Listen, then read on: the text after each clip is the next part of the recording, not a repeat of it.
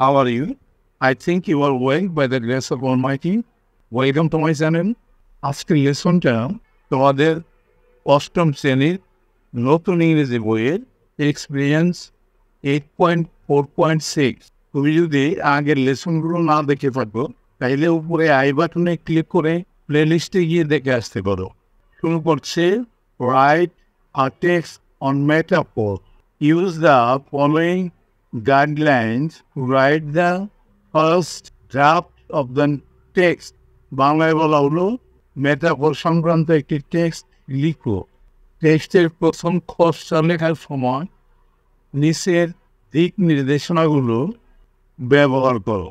এই নাম্বার আছে কি, define metaphor in your own words. নিজের ভাষায় রূপকের সংজ্ঞা দাও। তোমরা নিজেরা লিখবে এটা, তারপরও আমি করে রেখেছি দেখাচ্ছি। দেখো এই নাম্বারটা মেটাফোরস আর এখানে কিন্তু ভাইব্রেন্ট হবে। ভাইব্রেন্ট কালার্স ফর রাইটিং, এখানে কিন্তু উইশ আছে, উইশ হবে না, উইশ হবে। Which we use to paint vivid mental pictures through imaginary comparison. রূপক হলো লেখার প্রাণবন্ত রং যা আমরা কাল্পনিক তুলনার মাধ্যমে মনের স্পষ্ট চিত্র অঙ্কন করতে ব্যবহার করি। A metaphor is a figure of speech that connects two different things to enhance our understanding and creating symbolic meaning. রূপক হলো ভাষা অলঙ্কার যা আমাদের বোঝার ক্ষমতা বৃদ্ধি করতে ও প্রত্যেকই অর্থ সৃষ্টি করতে দুটি ভিন্ন বস্তুকে যুক্ত করে। এরপরে আমরা দেখে আসি বি নম্বরে কি বলছে।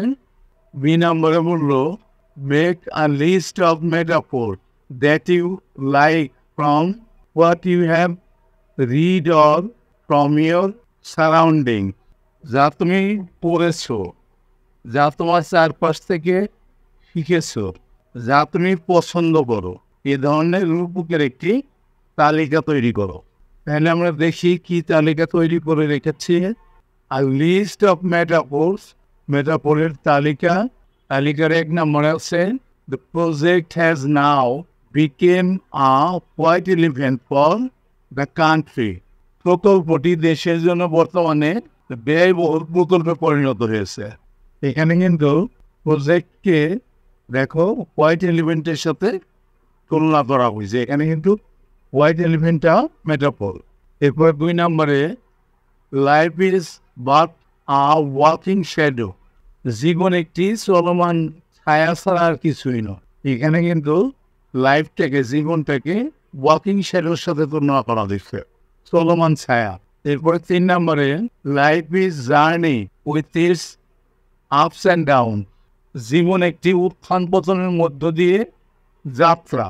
এখানে কিন্তু লাইফটাকে জার্নির সাথে তুলনা করা হয়েছে এবং এখানে আপস অ্যান্ড ডাউনসের সাথেও তুলনা করা হয়।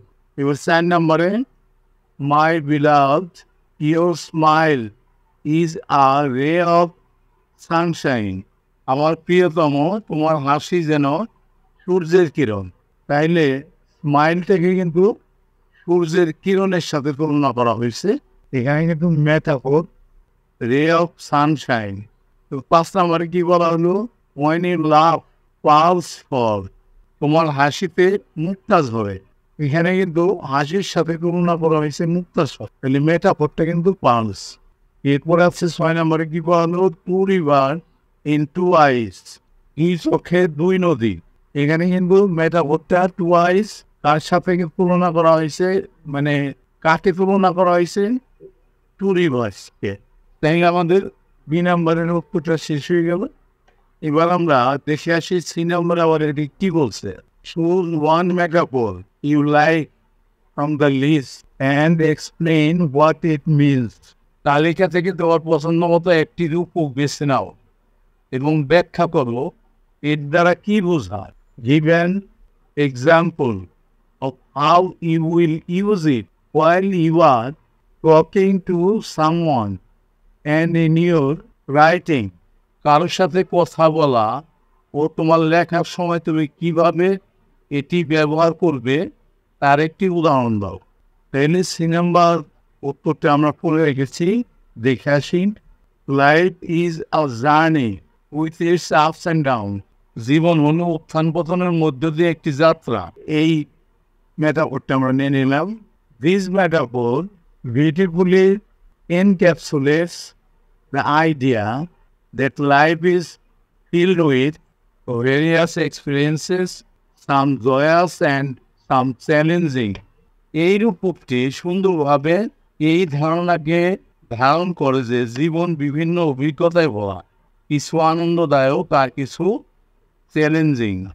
The journey represent our path of life. যাত্রা আমাদের জীবনের পথকে নির্দেশ করে। অন দ্য কন্ট্রারি, অপরপক্ষে, ups and downs symbolise the twist and turns we face. উত্থান পতন আমরা যেসব পাক ও বাক্যের সম্মুখীন হই তাকে নির্দেশ করে।